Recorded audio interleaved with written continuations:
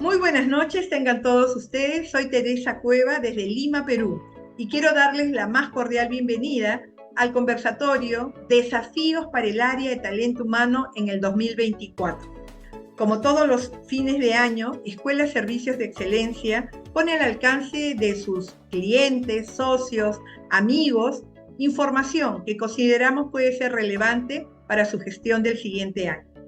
Este diciembre del 2023 nos sentimos profundamente agradecidos y orgullosos de presentar a dos profesionales, dos gerentes generales de empresas peruanas exitosas que nos acompañarán durante estos 60 minutos, compartiendo sus experiencias, su mirada y su sentir sobre lo que será el área de gestión de personas, el área del talento humano en el 2024.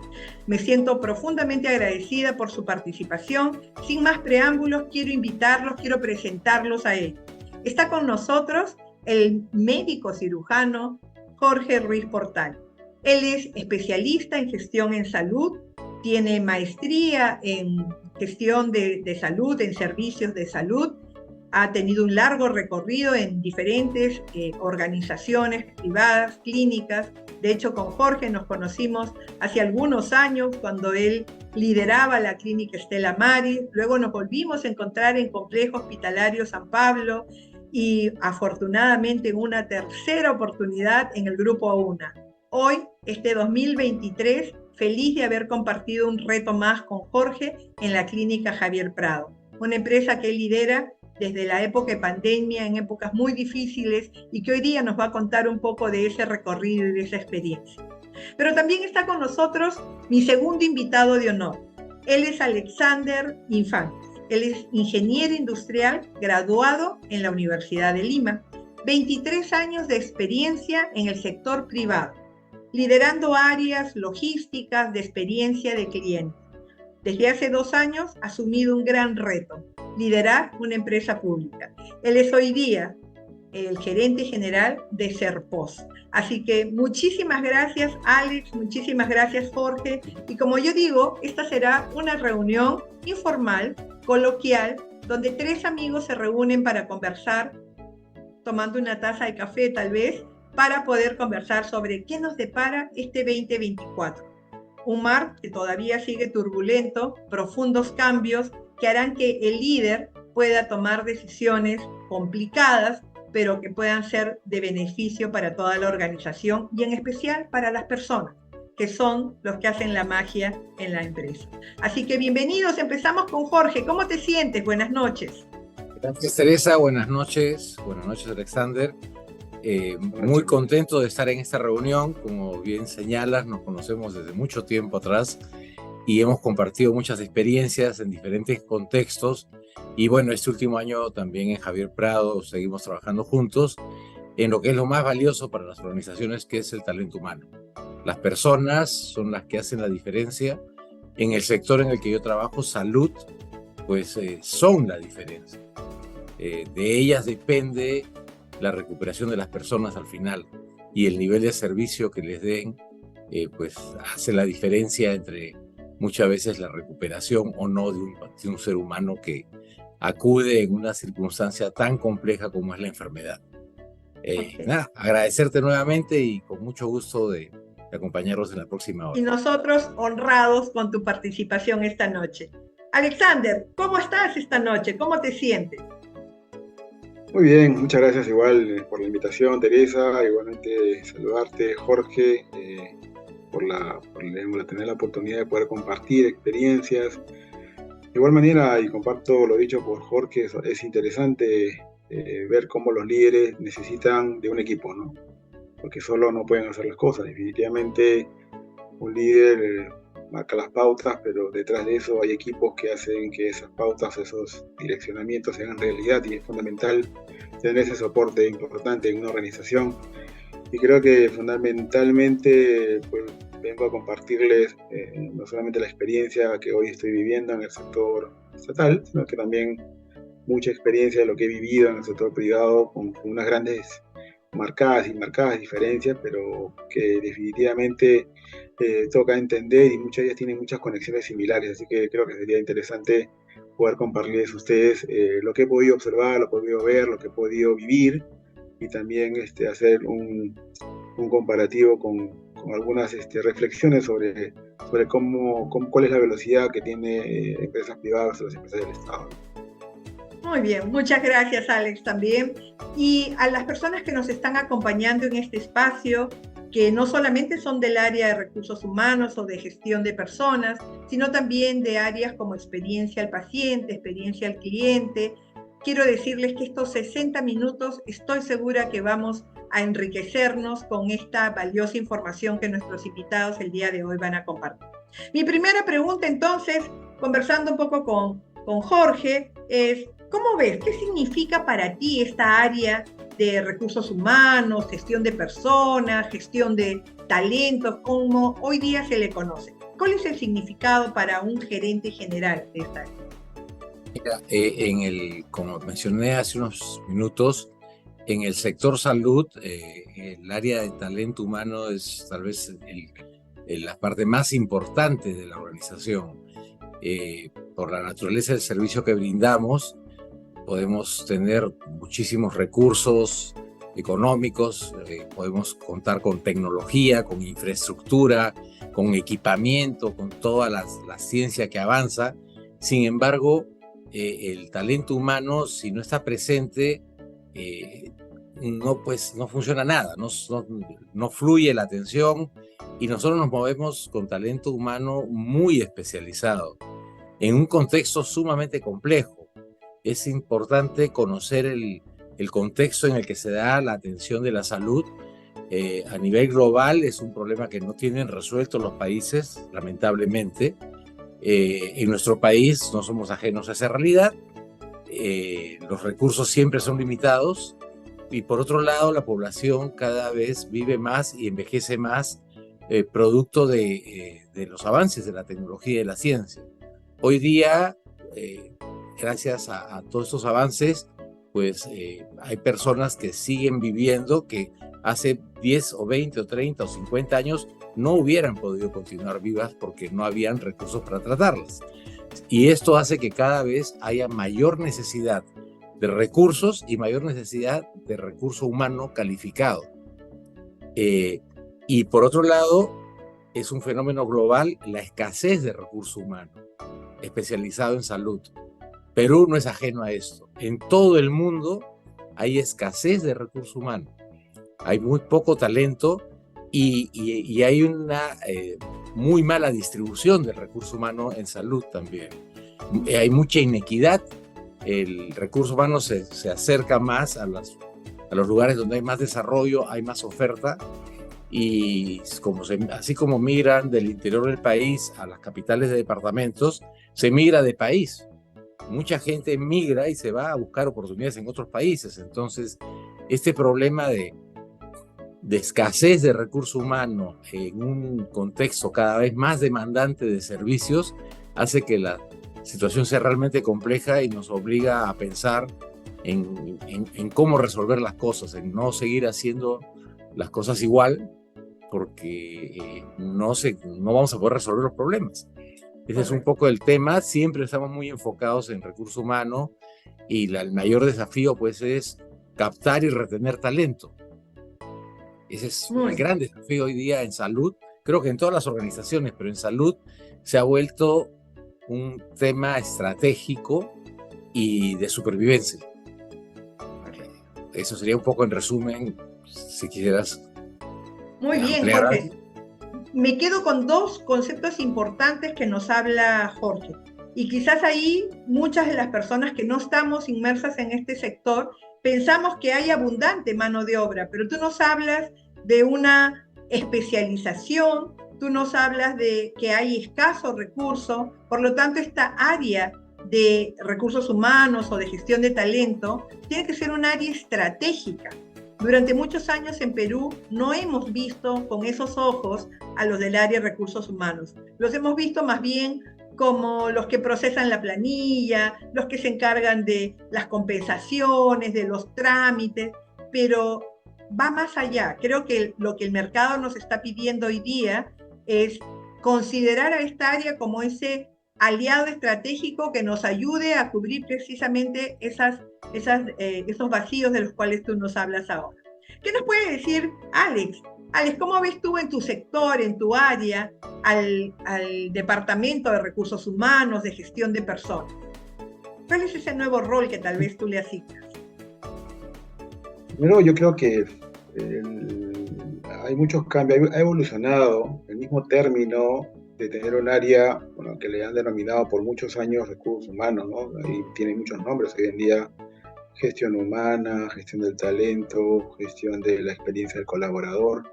Ya empezando por eso, existen diferentes cambios que los diferentes líderes tienen que entender, ¿no? Al ser, al igual que Jorge y el área donde me encuentro, que Serpos es el operador, es logístico, digamos, que tiene un modelo de servicio donde el factor colaborador o humano es clave para brindar mejores experiencias. Considero que el área de gestión humana es estratégica, ¿no? Tú has dicho muy claramente que más allá de la operatividad que naturalmente tiene que hacer, se convierte en un brazo estratégico de la organización, del líder, porque necesita mirar y entender el negocio para poder apoyar. Naturalmente es algo que he visto, ¿no? Una de las principales falencias que se presenta muchas veces en el sector estatal versus el privado, ¿no? Cómo el área de gestión humana es prácticamente un visionario de lo que mira los líderes, los CEOs de las compañías. Hay que entender el negocio, hay que ver cuáles son las necesidades, entender el plan estratégico, a dónde va la compañía, porque si no tiene esa visión estratégica, no va a poder acompañar al líder en lo que se propone, o los líderes que están debajo de la organización, que le llamamos la gestión. Entonces, muchas veces he encontrado ese tipo de limitaciones, finalmente en gobiernos, en el Estado, frente al privado, que está un paso adelante en ese sentido. Entonces considero que el área tiene que entender muy bien el ecosistema, el modelo de negocio, quiénes son los grupos de interés, qué necesidades tienen, digamos, las diferentes áreas para poder contribuir y apoyar con colaboradores o con un equipo humano que soporte la sostenibilidad del negocio, ¿no? Y eso es fundamental. Y muchas veces, ya para organizaciones mucho más evolucionadas, inclusive puedes encontrar un equipo de gestión humana que establece patrones, partners para diferentes modelos de negocio, para equipos, y eso ayuda mucho a la gestión a seguir generando un ecosistema dinámico en los procesos, ¿no? Entonces hemos encontrado muchas veces unas deficiencias en términos de definición de perfiles que son claves para el proceso. Empezando por ahí, ¿no? O sea, digamos, si no tienes un buen filtro, finalmente estás generando un problema mayor posterior al ingreso del colaborador. Y después hay que trabajar fuertemente, porque no acaba únicamente con el ingreso del colaborador. Hay todo un trabajo de capacitación, de integración, de desarrollo. El viaje de la experiencia del colaborador es clave en todo el ecosistema de trabajo. No puedes pretender ser una empresa de servicios que quiere y promueve la experiencia del cliente si no aseguras la base, que es la experiencia del colaborador. Eso es algo que tenemos que entender, ¿no? Y hay una serie de aspectos que hay que desarrollar de manera continua. Se tienen que ir desarrollando una serie de programas, ¿no? Dinámicos que les permita, pues, mantener una motivación latente, ¿no? Bueno, hay una gran diferencia entre un privado y un estatal, porque hay unas marcadas pautas que no se manejan muchas veces en el privado, que el estatal tiene muy arraigado durante muchos años, y uno tiene que lidiar con una realidad que es completamente diferente, que seguramente quizás más adelante lo voy a compartir, pero ahí uno tiene realidades totalmente distintas. Y el mismo hecho de entender ese modelo de negocio le tiene que permitir a los líderes tener un brazo derecho, que es el área de gestión humana, que le permita tener esa tranquilidad para poder avanzar sobre la estrategia del negocio. Ujú. Ok, miren qué importante. Muchas gracias, Alex, por esta mirada, porque está lanzando un gran reto al área de gestión humana. Hoy necesito que conozcas muy bien el negocio. Si no conoces el negocio, no conoces a tus stakeholders, no vas a poder responder a la demanda de tus áreas que te solicitan personal. Ahora, nos habla de algo importante, que muchas veces al no tener estos perfiles, al no tener definidos esas características que debe tener la persona para ocupar determinada posición, se empiezan a generar problemas posteriores. No tenemos a la persona indicada, con las habilidades indicadas, en la posición adecuada, no tenemos procesos de onboarding que puedan realmente generar esta experiencia del colaborador. Por lo tanto, nuestra rotación también es alta porque no tenemos a la gente adecuadamente seleccionada. Hoy día entonces grandes desafíos para esta área de talento humano, desde tener correctos perfiles desarrollados, sentirse que son el brazo estratégico del CEO, de la gerencia general para lograr el plan estratégico que tiene. Y esto nos lleva a una segunda pregunta. Esta segunda pregunta es, bajo este nuevo escenario, ya no hablemos de pandemia porque la pandemia ya pasó. Somos totalmente conscientes que ha dejado sus herencias, pero ya estamos en un nuevo escenario político, en un nuevo escenario en Perú específicamente y en Latinoamérica. ¿Qué habilidades son las que hoy día el área de gestión humana debe desarrollar en los miembros de sus equipos para poder responder a la expectativa de los CEOs? ¿Qué esperas tú, por ejemplo, Alexander, que tu área de recursos humanos, qué habilidades debe identificar esta área para desarrollarlas en los diferentes equipos? En el de almacén, en el administrativo, en el de TI, en el comercial, en el logístico. Sí, es importante. Yo creo que una de las cosas que he podido notar ahora y siempre pongo un punto de comparación con el privado, después de tantos años de estar ahí, ver que muchas veces ellos no están viendo mucho más allá digamos, de procedimientos, ¿no? O sea, está bien y es importante cumplir los lineamientos porque son claves en el Estado para cumplirlo a cabalidad, pero ellos tienen que desarrollar una capacidad, digamos, de ir mucho más allá de simplemente la posición. Hay un proceso analítico, es cierto, de poder tener una muy buena lectura sobre los candidatos, y es fundamental. Muchas veces he notado estas falencias, ¿no? De no solamente mirar aspectos técnicos propios de lo que el papel puede aguantar.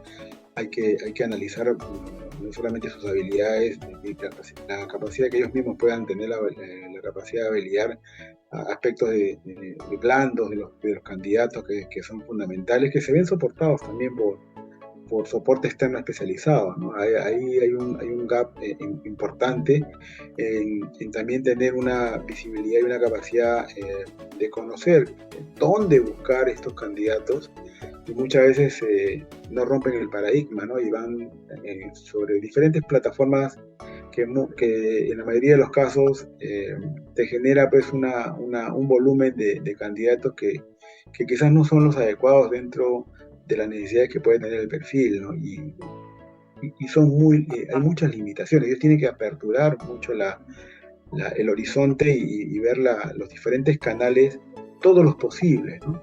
Dependiendo de la necesidad del perfil de cada posición. Entonces, uno es el tema de capacidad de buscar, de entender muy bien el negocio, porque también va de la mano de que ellos no se sientan en el lugar y simplemente se les pide una convocatoria y salen a buscar en las plataformas que tradicionalmente conocemos, que van el montón, sino que también tienen que ser especialistas en determinados aspectos, conocer la posición, y muchas veces no entienden la posición que les está pidiendo y no desarrollan ese soporte interesante dentro del ecosistema de los procesos de selección. Entonces, tienen que saber entender el negocio para poder también aprender a buscar, o cuando tienen que coordinar con headhunters o empresas estas especializadas de búsqueda para poder ayudar a tener una selección mucho más prolija, mucho más eficiente y evitar pues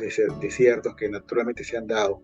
Y se han dado porque no están analizando correctamente las necesidades y no saben buscar adecuadamente en el mercado. Y eso es algo que digo que las mismas personas de la gestión humana suelen tropezar en ese sentido, y lo que buscamos es personas que tengan una apertura, que tengan esa capacidad de empoderamiento, ¿no? Esa capacidad de persona que tenga que ser mucho más autosuficiente, ¿no? Y que busque, ¿no? Que sea una persona que tenga ese sentido de pertenencia, porque entiende que lo que está haciendo va a ser clave para la empresa. En realidad, para mí es fundamental que la persona que está detrás de una posición, o sea, esa persona es clave para la compañía, porque finalmente de esa persona, o la forma como va a buscar, en qué lugar va a buscar, va a tener un colaborador, una gestión, un recurso humano, que va a entrar en la organización y va a ser determinante. Entonces muchas veces, esta persona si no tiene esa capacidad, no sé si, no es visionaria, pero de entendimiento del mercado y de comprensión del negocio, va a poder tener un soporte muy fino en el filtro y va a ayudar muchísimo en los procesos posteriores, en el proceso de selección, ¿no? Qué interesante esa mirada. Jorge, ¿qué habilidades tú esperarías que tengan los miembros por ejemplo, de tu equipo de líderes en el 2024? ¿Qué habilidades blandas? Tú comentaste hace un momento, Tere, el COVID ya pasó, y es cierto, ya pasó el COVID. Hoy día pues el COVID no pasa de ser una fuerte influenza, son primos hermanos, y de hecho todavía sigue y ya llegó para quedarse. En nuestro caso, el COVID también ya pasó en el sector salud, pero en nuestro caso ha dejado una huella muy profunda, no solamente como seres humanos que nos tocó ser víctimas de la enfermedad y nos tocó cuidarnos de enfermarnos y cuidar a nuestras familias, sino nos tocó estar en la primera línea de batalla.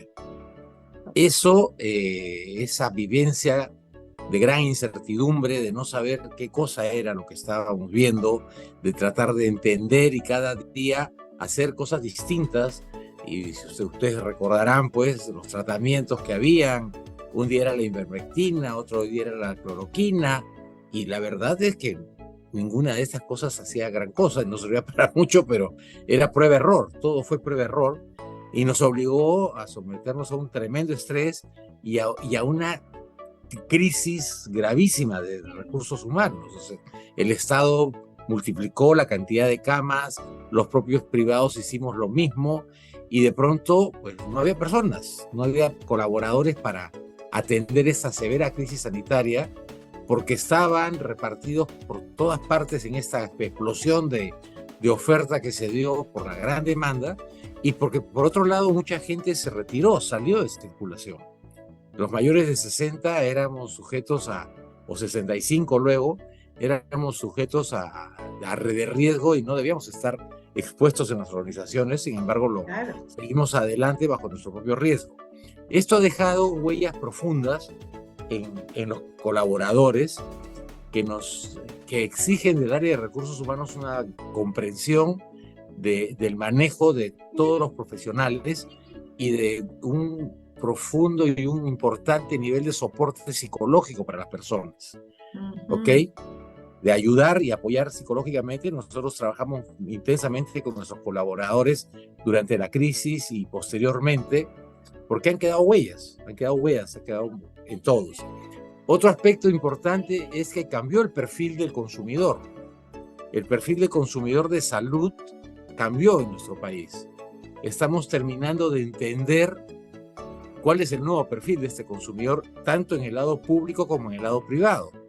Es un consumidor mucho más informado, empoderado, que exige sus derechos, y eso nos obliga a buscar un nuevo perfil de colaborador también, que responda a esa necesidad.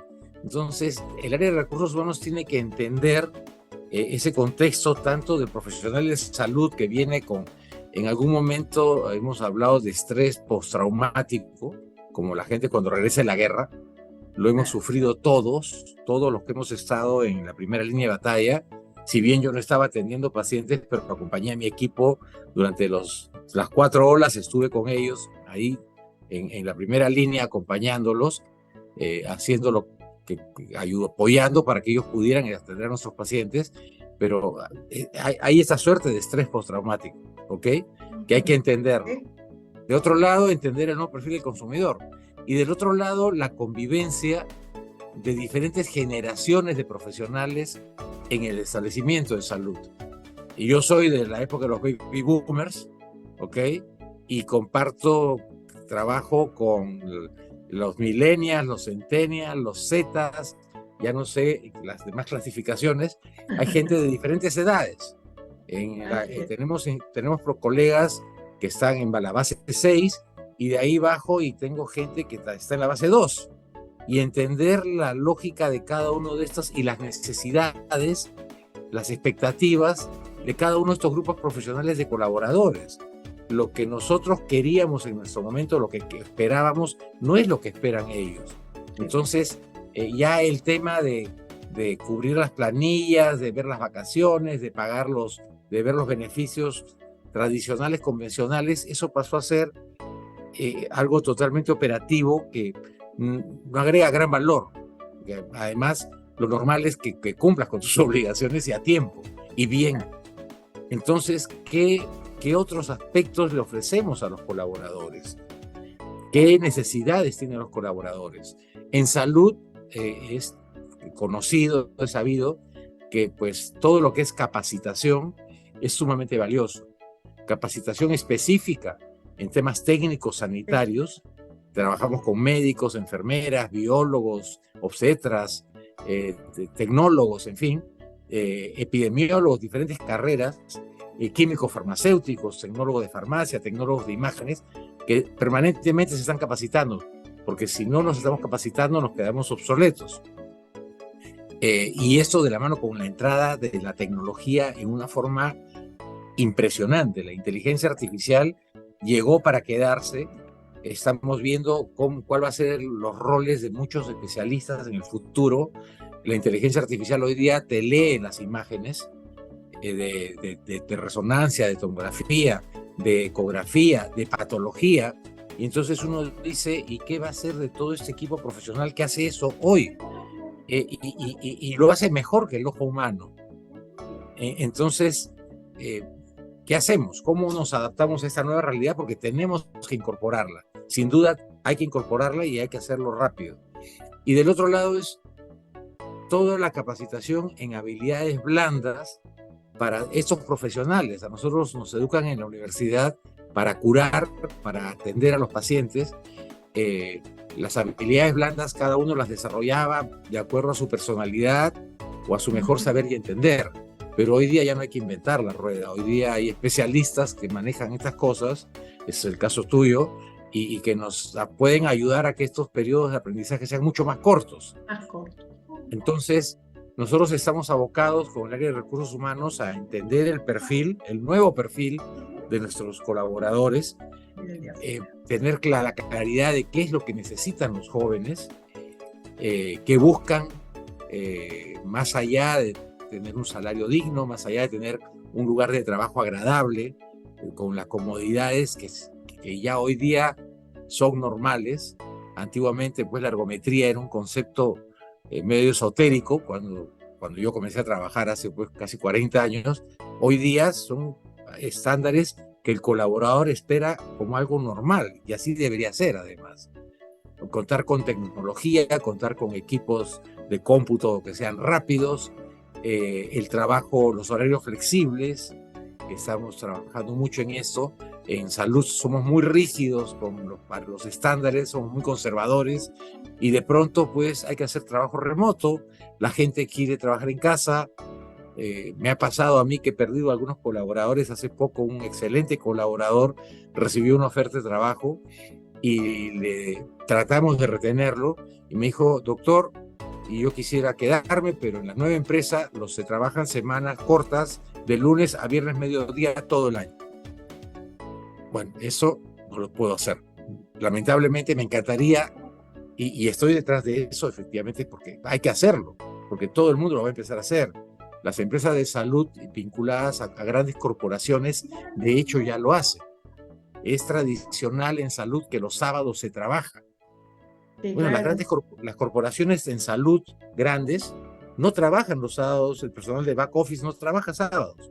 Hay turnos para atender las necesidades, pero el resto se va a su casa. Ujú. El horario flexible, por ejemplo. ¿Cómo flexibilizo la jornada de mis colaboradores? Hay posiciones en el área administrativa que sí pueden responder a esto, pero bueno, también hay trabajo aplicando tecnología que se puede hacer desde casa. Entonces, es realmente un escenario muy complejo el que se presenta en el área de recursos humanos, viendo además que lo que se nos presenta hacia adelante es un contexto donde hay una contracción del consumo. El consumo en los hogares se ha reducido en una forma dramática este año y no se espera que mejore sustancialmente el próximo año. Y por ese lado nos toca además competir con otras instituciones privadas por el talento humano, pero la principal fuente de competencia hoy día es el propio Estado. El Estado peruano ha mejorado sustancialmente y en buena hora que lo ha hecho los niveles salariales de los colaboradores en salud. ¿Ok? Y eso nos pone en un desafío muy grande porque siempre andábamos un poco a la par con el Estado. De pronto el Estado ha hecho un salto. El presupuesto en salud ha subido en los últimos 20 años 7 veces. Hay recursos, hoy día no faltan recursos en salud, lo que falta es gestión, pero eso nos obliga también a pelear con el Estado por el talento. Y muchos colaboradores, naturalmente, prefieren trabajar en el Estado. Con otros regímenes laborales que en los privados no tenemos, el CAS, se está viendo servicios no personales, en fin, diferentes modalidades que están sucediendo hoy día y que nos obligan a repensar también.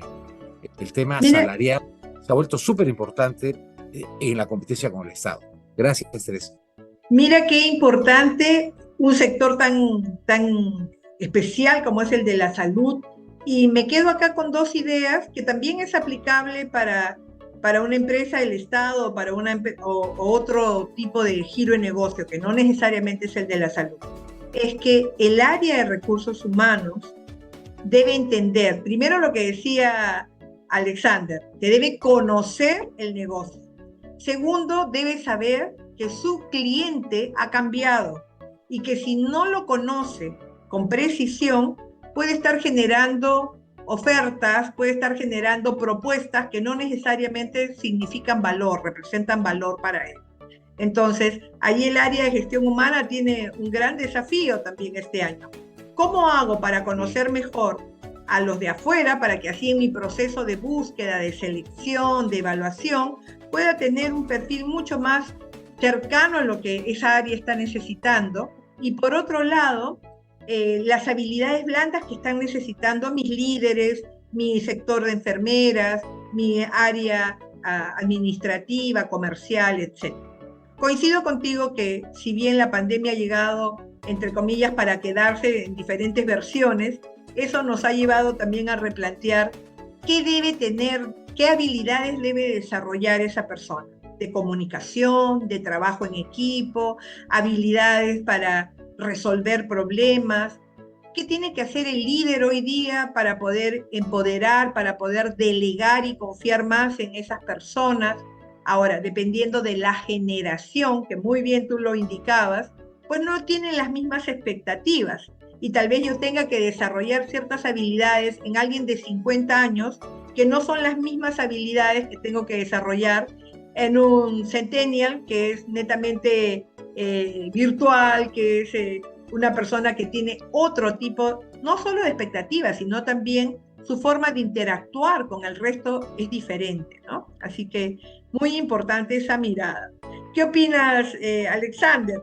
¿Qué le agregarías a esta parte? Definitivamente muy interesante lo que mencionó Jorge. Una de las cosas que me venía a la mente era el tema de empatía, ¿no? Creo que es fundamental que un área de recursos humanos sea bastante empático. Hay realidades diferentes dentro de la organización, Esta capacidad de escucha es fundamental también para conocer las experiencias del colaborador y proponer, y son aspectos fundamentales porque a partir de eso el área de recursos de gestión humana tiene que proponer hacia la gestión nuevas formas de liderar y estar un paso adelante de las tendencias. Por eso es que se convierte en un brazo estratégico para la gestión. Si no está constantemente conociendo los dolores del colaborador, es algo que no le va a permitir luego ir hacia la alta dirección a proponer, porque muchas veces hoy veo en el Estado esta gran falta de cosas. Normalmente yo venía un poco haciendo historia, recordaba el área de recursos humanos era de temer, ¿no? Cuando yo estaba muy chico, el área de recursos humanos era el cuco, ¿no? O sea, digamos que cualquier cosa mala que haga, faltas, tardanzas, se caía un palo de recursos humanos, pero poco a poco ha ido evolucionando y cuando ya empiezas a entender organizaciones internacionales que rompen los esquemas, que eliminan la jerarquía, la verticalidad y son más horizontales, pues las cosas cambian, ¿no? El área de recursos humanos empieza a entender el negocio, empieza a proponer nuevas formas de gestionar al talento humano y encuentras que son capaces de proponerte, digamos, soportes mucho más específicos para cierta área o para cierto sector del negocio, porque ha entendido el negocio y que necesita tener a alguien especializado que soporte esa gestión en temas de capacitación, en temas de soporte de cualquier índole, en temas de nuevas contrataciones. Entonces, han entendido las áreas de recursos humanos de gestión humana que tienen que estar un paso más cerca y al lado de la gestión. Y eso es algo que no veo en el Estado, definitivamente no, porque todavía están años luz, lejos, definitivamente, de este tipo de cosas, ¿no? Entonces, de esta manera, también las tecnologías tienen que ser cosas que contribuyan, ¿no? a la propuesta de valor del área de gestión humana. Es importante tener la gestión de tecnología para poder analizar datos, ¿no? Entonces, muchas veces no llegan a ese nivel de análisis de datos porque hay muchas oportunidades que se pueden generar a partir de esto. Pero existe una gran brecha que todavía tenemos en el Estado por desarrollar. Entonces, en definitiva, la persona de gestión humana tiene, para mí, tener, como decía Jorge, o sea, una visión holística, ¿no? Completa que le permita proponer, ayudar, sabiendo que tienes a los líderes en constante dinamismo y ellos tienen que ser un brazo que los soporte, ¿no? Una pata de la mesa que los ayude a seguir avanzando de manera sostenible, ¿no? Ok. Y justo iba a una tercera pregunta en la que me inquieta y digo, oye, ¿cuáles son esas barreras que hoy día está enfrentando el área de gestión humana? ¿Qué no le está permitiendo convertirse en ese poderoso socio estratégico del gerente general o de la alta dirección? Una que acabas de mencionar, Alex, ha sido la tecnología, que me parece muy importante. ¿Qué otra vez tú, por ejemplo, Jorge? ¿Qué puede estar frenando esa actuación del área de gestión humana? Bueno, muchas veces somos los propios líderes los que no dejamos que esto avance porque por lo menos en la experiencia que yo he tenido con el equipo que trabajo, tengo un equipo que es súper potente y con gente que permanentemente está pensando en el recurso humano, en el talento y quiere hacer muchísimas cosas. Y por el otro lado confrontamos una situación compleja frente a los ingresos y la tendencia es a decir, no, un momentito, tenemos que asegurar la continuidad del negocio, no se emocionen tanto. Sin embargo, resulta que esto es un error y uno va aprendiendo de sus errores porque hay que entender esto como inversión y no como gasto. Porque tenemos la primera hay una gran tendencia a pensar, no, eso es gasto. No, es inversión y es inversión a largo plazo. Conversaba con esta gente que te ofrece planes de beneficios para los colaboradores. Hay muchas empresas hoy día que están allí y le decía, bueno, ¿y cuál va a ser el retorno de la inversión que voy a hacer? Explícamelo. y me decía, lo primero que tienes que entender es que el retorno es a largo plazo. El retorno no es en el corto plazo, en lo inmediato. En el largo plazo tú vas a ver, primero que me mostró estadísticas, casuísticas de empresas que habían trabajado mucho en esto, que listan en bolsa, y me decía, mira, en el largo plazo las que trabajaron estos planes de beneficios, su valor fue mucho mayor que el valor de las que no lo hicieron. Y además ya el efecto micro, entre comillas, de mejor retención, mejor desempeño de las personas, mejor calidad de servicio, porque si tú no cuidas de tus colaboradores, pues ellos no van a cuidar de la empresa. Ese es un poco lo natural. Las barreras tecnológicas son importantes, pero hay que invertir nuevamente en ellas. Uno permanentemente está cambiando. Recuerdo antiguamente, pues uno cambiaba un computador cuando se malograba, el cambio tecnológico pues era cada 5 años, cada 6 años. Hoy día cambias todo tu parque cada 3. A los 3 años estás cambiando el parque completo. Y ya no estás pensando en servidores físicos, sino servidores en la nube. Y ya se volvió parte del presupuesto y parte de la inversión. Nosotros hemos tenido una muy buena experiencia porque afortunadamente hicimos una inversión importante en tecnología de información que nos permitió pasar la ola del COVID. Si hubiera sido todo con lápiz y con papel, no hubiéramos podido tener la performance que tuvimos, los resultados que tuvimos no solo en el servicio a los pacientes, sino también como empresa. La otra barrera que existe es la barrera de la resistencia al cambio. El área de recursos humanos entiende, en el caso de la organización en la que yo trabajo, entiende perfectamente lo que hay que hacer. Sin embargo, tengo casi 500 colaboradores y cerca de 300 médicos, son casi 1000 personas, con un perfil muy especial. Los trabajadores de la salud tenemos por una deformación profesional, porque desde la universidad nos enseñan de que pues, estamos al servicio de las personas y que por ende todos los recursos deben estar disponibles. Y cuando nos damos con la vida real que no es así, pues se genera una profunda frustración y desencanto. De hecho, hay estudios sobre infelicidad médica.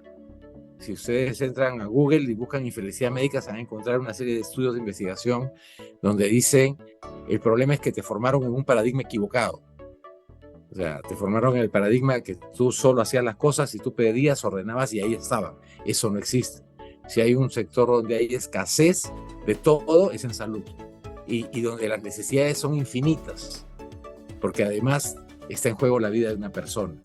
Entonces, allí yo creo que es importante tener un área de recursos humanos que tenga esa capacidad y esa flexibilidad para contagiar y adaptarse a lo que se presenta. Y Alexander mencionaba el tema del Estado, que es complejo. Sin embargo, en salud hay ejemplos de instituciones del Estado que son distintas. Tenemos un hospital de neoplásticas, tenemos en el Ministerio de Salud, tenemos un INCOR en el Salud, que son centros de excelencia y son Estado exactamente igual que muchas otras instituciones del Estado, como también hay otras instituciones que no voy a mencionar nombres, pero que es lamentable cómo están. Tenemos un Hospital San Bartolomé, un Instituto de Enfermedades, el Instituto Nacional de Enfermedades Oftalmológicas, que son centros de excelencia y referentes internacionales, y uno dice, ¿por qué? Siempre me llamó la atención eso a mí. ¿Por qué el INO?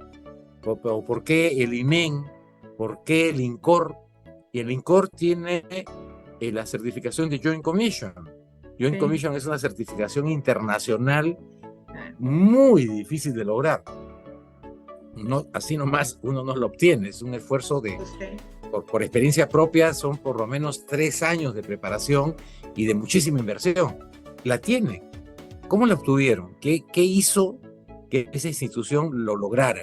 Siendo y teniendo toda la regulación que tiene el resto de instituciones de la seguridad social, de salud.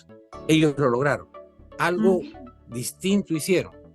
Como el INEM es reconocido como un centro de excelencia siendo una institución del Estado. Y hay muchas otras instituciones en otros sectores. Entonces, allí también está la participación, creo, del líder. De acuerdo. Y algo importante, Jorge, que tú decías, es atrevernos a romper esos paradigmas, esas creencias, que muchas veces son las mayores limitantes, ¿no? No, como es una empresa de tal área, entonces no lo voy a poder lograr. Yo escuché a Alexander cuando iniciamos un taller y él se dirigía a su equipo diciéndoles, tengo un sueño, pero en ese sueño de tener un Serpos grande, no lo hago solo, lo hago con ustedes. Y cuando el líder logra inspirar y se comunica y ejerce ese liderazgo desde el corazón, desde la comunicación, desde la conversación, desde la innovación, como él lo hace, yo creo que estamos frente a un nuevo escenario. Así que yo te agradezco, Jorge, por todo esto que nos comentas. Miren, barreras como, claro, primero, el mismo líder que pone, no, este es un gasto. Segundo, barreras tecnológicas. Tercero, no somos flexibles en esta área. Cuarto, tenemos creencias, paradigmas que nos encasillan, ¿no? Y probablemente haya muchos casos de no éxito, pero basta con los que has citado para darnos cuenta que si uno pudo, también pueden los otros, ¿sí? Alex, ¿qué hicieron distinto? Perdón, dale. No, la pregunta es ¿qué hicieron distinto, ¿no? ¿Qué hicieron distinto? De acuerdo. Yo creo que es importante lo que mencionaba Jorge, porque no hay la excepción. O sea, si tú estás en el Estado y en el cual yo pertenezco a un holding de 35 empresas, y lo mismo me hago la pregunta, algunos quizás lo hacen mejor que otros, porque obviamente en el Estado tienes a FONAFE, que es el accionista del holding de 35 empresas del Estado, y está dividido en 4 grupos, sí, en 4 grupos. ¿Qué los hace diferente? Quizás aspectos de niveles de facturación, aspectos de niveles de aporte hacia el gobierno, hacia el Estado, hacia el país, que tienen diferentes dinámicas. Algunos generan un ingreso muchísimo mayor y tienen muchísimas condiciones diferentes donde tú dices, ¿qué hace la diferencia? O sea, ¿a quién te puedes traer? ¿A quién te puedes retener aquí, en el grupo 1, que en el grupo 4? Entonces, muchas veces, también una de las barreras principales que tiene las áreas de gestión humana es que tienen que lidiar con eso, con los limitantes que un lineamiento te establece en un mismo ecosistema. Todos son marcados por el mismo lineamiento, pero cada uno tiene mayor flexibilidad del otro. ¿Por qué?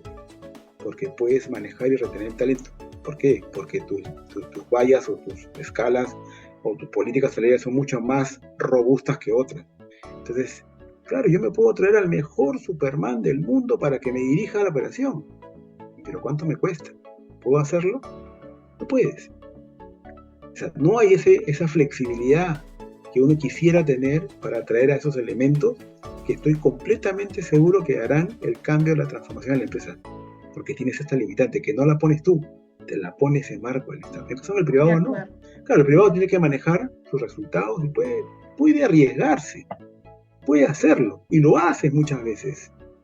Entonces, definitivamente hay una gran diferencia ahí, ¿no? Y es algo que no lo dudo, pero es una realidad, ¿no? Es una realidad y ese es el compromiso que cada líder tiene que afrontar, o esos son los desafíos que cada líder tiene que enfrentar. Entonces, sí, es cierto. Tú te enfrentas a una situación donde los riesgos son mucho más altos. Y otro aspecto que he podido encontrar en los desafíos del área de gestión humana es que es el diseño de su propia estructura, una estructura que no está acompañando a la visión. Entonces, también no están mirando hacia adentro si la estructura que hoy tiene esa área de recursos humanos es la correcta, es la adecuada para soportar ese plan estratégico sostenible que necesita la compañía. Y muchas veces está atrasada, desfasada 10, 20 años y no la cambian. Entonces es fundamental que eso también se vea, pero necesitas a alguien, un líder que tenga esa visión que tenga ese empoderamiento, que se la crea también, y que a pesar de todo ese tipo de cosas, pueda asumir riesgos. Y eso es muchas veces lo que no sucede, ¿no? Y yo creo que algo importante que tanto Jorge como Alex nos están diciendo en estos minutos es que si queremos lograr resultados exitosos, como es el deseo de todos, es que tenemos que atrevernos a hacer cosas. La inacción es lo peor que puede pasar, el mantenernos en ese statu quo que a veces la misma operación nos obliga, pero no, tenemos que salirnos de ahí, un líder cada vez más, con un liderazgo más situacional, de acuerdo a cada uno de los colaboradores o de los equipos. Tal vez hay un equipo que requiere más acompañamiento, el otro más dirección, etcétera, pero estar más próximos, más cercanos. Yo creo que antes el gerente general era como el que estaba acá, ¿no? Muy alejado, y hoy día requerimos que ese gerente general esté más codo a codo con su área de gestión humana, que también los entienda, que sea empáticos, como ha dicho Alexander, que también genere esos cambios que están desfasados, que tal vez se quedaron hace 20 años, 10 años, pero sí acompañarlos, inspirándolos, moviéndolos a esa acción, diciéndoles que no solamente de palabra confían, sino que confían en ellos y están dispuestos a otorgarles ese empoderamiento para que puedan tomar decisiones y actuar. Yo trabajo mucho, y ustedes saben, con las áreas de gestión humana. Y así como hoy día me atreví a preguntarle a 2 gerentes generales qué esperan de sus áreas de gestión, de talento, de recursos humanos, también les pregunto a los de recursos humanos, ¿qué esperas de tu CEO? Y siempre la respuesta es que confíen en nosotros, que a veces proponemos cosas y tal vez nos dicen, es que el presupuesto no nos da. Bueno, conversemos. ¿Cómo podemos priorizar? ¿Cómo podemos lograr que esta inversión genere el impacto que queremos para poder avanzar en toda esta visión estratégica que ustedes veo que la tienen con mucha claridad? Entonces yo creo que es un acompañamiento, es un te escucho para entenderte y para luego juntos co-crear cuál es nuestro mejor escenario. Y eso es algo que yo celebro muchísimo y puedo leerlo en las respuestas que ustedes me dan. 2 líderes que entienden que sus áreas de gestión humana son importantes, que tienen que liderarlas con mayor cercanía, pero además que tenemos que confiar más, tanto ellos en ustedes como ustedes en ellos, para poder lograr esos cambios. Mi última pregunta, amigos y líderes de estas empresas, es ¿qué hacemos para disminuir la rotación de personal que tanto daño le causa a la clínica, tanto daño le causa a las empresas en general? Empezamos con Jorge. Esa es la pregunta del millón. Porque es el gran problema hoy día, la alta rotación de personal, que tiene un impacto tremendo, o sea, tiene un altísimo costo reponer a un colaborador. Veía alguna información que te dice equivale a 3 veces su salario. Reincorporar a alguien y ponerlo a trabajar y a producir como el que se fue, te puede costar hasta 3 veces lo que costaba ese colaborador. Entonces la pregunta es ¿por qué lo dejamos partir? Nosotros estamos trabajando mucho el tema estamos muy preocupados, tratando de entender también qué pasó, porque la rotación de personal en salud es un mercado, y disculpen que insista, muy complejo, muy difícil, y el comportamiento es global. Como bien señalaba Alex, en el Estado pues hay un montón de barreras y realmente, como comentábamos antes de comenzar la sesión, es digno de elogio y de sacarse el sombrero que un peruano hoy día se dedique al Estado y a tratar de sacar adelante a una institución pública con tantísimos problemas que tiene. Una de las cosas que estamos viendo nosotros es qué pasa en otros lugares, cuáles son las mejores prácticas. Lo que hemos encontrado es que este fenómeno, así como hay escasez global de personal, el tema de rotación también se ha incorporado, ha crecido muchísimo en todo el planeta, en Europa, en Norteamérica, en Asia. Esa rotación se incrementó. a niveles que ellos tampoco estaban acostumbrados a tener y que están buscando entender por qué. De hecho, muchos profesionales han decidido dejar el campo de la salud y orientarse a otras prácticas distintas. El tema, por ejemplo, de telemedicina.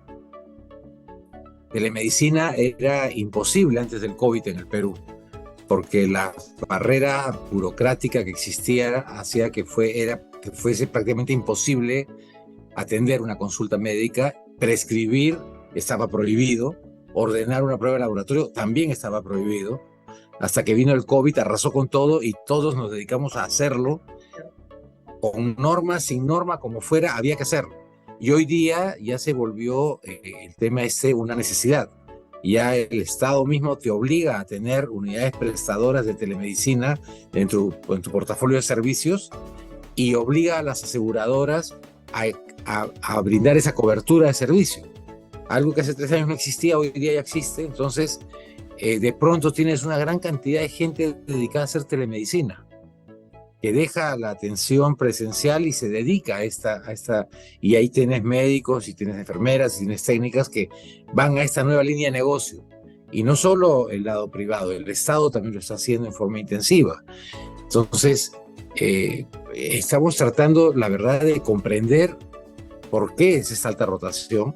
Es claro que los colaboradores no solamente están buscando la remuneración económica, no solamente están buscando los beneficios convencionales que se le da, está buscando también tener un espacio de vida mucho más rico, que los horarios le permitan tener una vida personal plena, que puedan tener otras actividades distintas. Los jóvenes pues van al gimnasio y uno diría, oye, pero con los niveles salariales que en salud son bajos, es la verdad, no les alcanzaría, pues hacen un esfuerzo especial o tienen un segundo empleo en salud también. Ese es otro gran problema, que por convención o por necesidad, todos en algún momento hemos tenido 2 empleos, trabajábamos en el Estado en la mañana y en la tarde en el privado. Es así, lamentablemente es así, y ese paradigma todavía existe. Uno le plantea a muchos colaboradores, oye, deja tu puesto en el Estado y vente a trabajar acá, y yo veo la forma de compensarte, y te dice, no, yo voy a seguir en el Estado y luego vendré acá, cuando ya me jubile o cuando ya esté muy mayor, vendré para acá. Esos paradigmas del pasado todavía existen. Cuando yo comencé a estudiar esa carrera, cuando comencé a trabajar de médico, pues los colegas se jubilaban cuando llegaban a la edad jubilatoria. Hoy día muchos médicos dejan el Estado con mucho más jóvenes. No esperan llegar a los 65 ni a los 60, a los 55 ya llegan a un puesto importante y luego se retiran a la práctica privada. Entonces, es entender el porqué de esta rotación, buscando explicaciones. ¿Y no crees, Jorge, que una de las causas o motivos sea el no disfrutar de un clima laboral adecuado, el no haber creado ese escenario de desarrollo, de avance, que sientan que es más de lo mismo y que no los motive o inspire a continuar? Sin duda, sin ninguna duda. Están buscando espacios más amables de trabajo, más flexibles, exigen mucha flexibilidad. Hablábamos de las semanas cortas, de no trabajar sábados, de pues las guardias se programan en 12 horas, muchos quisieran hacer guardias más cortas. Entonces tenemos que repensar el negocio. Tenemos que repensar el negocio y también repensar los paquetes de beneficios que damos a nuestros colaboradores. Y ya en el sector privado es habitual, en las grandes corporaciones, pues dar beneficios de mayor alcance, dar seguros de salud, el tema de programas de beneficios de alimentación sana, de deportes, ir más allá, salir del esquema convencional para dar algo distinto. Lo que escuchaba hace poco a a gente de las dos grandes corporaciones más grandes que hay en el país, de gente de recursos humanos que señalaban, pues, oye, estamos viendo temas de nutrición, le damos soporte nutricional, o sea, no le voy a dar la comida para la casa, pero le enseño a comer bien, le pongo una nutricionista que le dé asesoría nutricional al colaborador que quiere bajar de peso, o estoy viendo aspectos de mejoramiento de vivienda, de facilidad de transporte, cosas que uno antes no veía que el colaborador hoy día necesita. Y un aspecto que es clave ahí es la mejor calidad de vida personal que busca el colaborador. Tener tiempo para su propio descanso, para su propia comodidad, para ellos mismos. Algo que antes no lo veíamos. Trabajábamos a morir 24 horas al día si era posible y descansábamos el sábado o el domingo y ya. Hoy día no, hoy día el colaborador más joven está buscando cosas distintas que tenemos que darles. Y eso es lo que hay que estar pensando y buscando y mejorar el clima laboral sin ninguna duda. El tema de encuestas de clima laboral pues es una necesidad, ya no es nada extraño. Hay que hacerlo todos los años y ver cuáles son los puntos de dolor y atacar esos puntos de dolor. Tomar esa temperatura, no medir eso para poder saber qué hacer. Y en tu caso, Alexander, ¿qué propondrías? ¿Qué buenas prácticas propondrías, independientemente de que estés en una empresa del sector público, ¿no? ¿Qué estrategia para poder disminuir esa rotación de personal? Y me parece importante el hecho de que uno debe entender qué le motiva a alguien permanecer en una institución, ya sea privada o del Estado. El clima es fundamental, el ecosistema de trabajo que tienes con los compañeros es importante, prácticamente 3/4 partes del día convives con ellos, una familia, y muchas veces uno tiene que tener una serie de herramientas que le permitan al colaborador mantenerse activo y motivado dentro de una organización. ¿Qué cosa consideras como una propuesta que puede ser interesante y que muchas veces lo he tenido en las lecturas de las encuestas del clima laboral, ¿no? A veces el hacerlos partícipes de los proyectos, ¿no? Tú no puedes definitivamente liderar con ellos desde lo alto, sino que también tienes que hacerles ver que también son importantes sus opiniones, y cuando hay proyectos, pues ponerlos en el proyecto como parte de los equipos.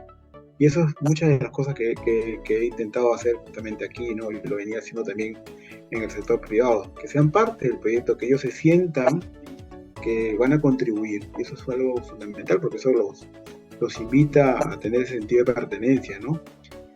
Y después hay una flexibilidad. Bueno, yo vengo antes de la pandemia, yo ya en el 2015 vivía el tema del equilibrio trabajo-familia. Espectacular para mí no ir a trabajar los viernes, era una práctica muy común.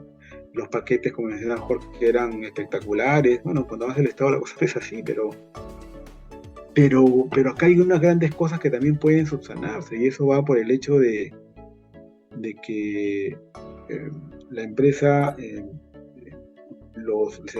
entienda bien qué más necesitan, y muchas veces tú tienes que identificar en el arquetipo del colaborador, porque puede haber varios, ¿no? Y en el caso del Estado tú ves que tienes los que están en un gremio sindical y los que no están, por ejemplo, ¿no? Los que son operativos y los que son administrativos, los que tienen familia y los que no tienen familia. Entonces uno tiene que entender qué les puede motivar y o sea, tú como recursos de Estado, qué puedes ofrecerles a ellos, más allá que el tema salarial sea siempre la cuenta regresiva en el Estado, por ejemplo, ¿no? Empieza el año y termina el año y tienes que acabar un convenio de gestión, un convenio colectivo, lo tienes que terminar porque por ahí que te hacen la huelga y todo se cae, y así funciona en el Estado. O sea, tú no lo vives en el privado de esa manera. Las emociones son diferentes para el líder cuando tú estás en el Estado, ¿no? Porque sabes que empieza el día 1 del otro año y tienes hasta el 31 de diciembre al final, porque tienes que cerrar un convenio, porque no puede pasar cualquier cosa, porque así funciona la historia. ¿Y qué los motiva a ellos? Dinero, básicamente, ¿no? Que tengan una retribución por el mismo hecho de que de que las condiciones no son adecuadas. Entonces, tienes que lidiar con eso. Pero también hay otras cosas que han sido claves y tengo que, digamos, rescatar del Estado, ¿no? Que pudo subvencionar durante 3 años a todas esas personas vulnerables, con suspensión imperfecta. ¿Qué privado iba a hacer eso? Ninguno. Ninguno. Entonces también hay un balance también diferencial en ese sentido. Entonces, correcto. Es claro que el Estado tiene cosas muy buenas y muy marcadas en los planes de capacitación. Y ahí se evalúan muy bien las necesidades, cómo seguir mejorando las habilidades, las competencias técnicas de los colaboradores, y eso todos los años, periódicamente y de manera disciplinada se realiza. Entonces, también son cosas que se les facilita. Y por otro lado, ese equilibrio trabajo-familia. Hay mucha flexibilidad muchas veces de ayudar desde el punto de vista de familias que tienen problemas, y eso se hace realmente, o flexibilidad por un tema familiar, el día del hijo, el día del cumpleaños. Son cosas que se dan. El día del estrés, que me ha tocado en el privado, inclusive, que ya tú tenías el día de tu cumpleaños, ese día no ibas, o cualquier día del mes de tu cumpleaños, y el día de estrés, el día que te lo quisieras tomar. Y el sábado mediodía. Hay muchas cosas, y los proyectos que tú puedes formar parte y luego ser premiado de manera pública, y eso es algo que motiva mucho, ¿no? Excelente. Más allá del tema salarial, ¿no? Claro.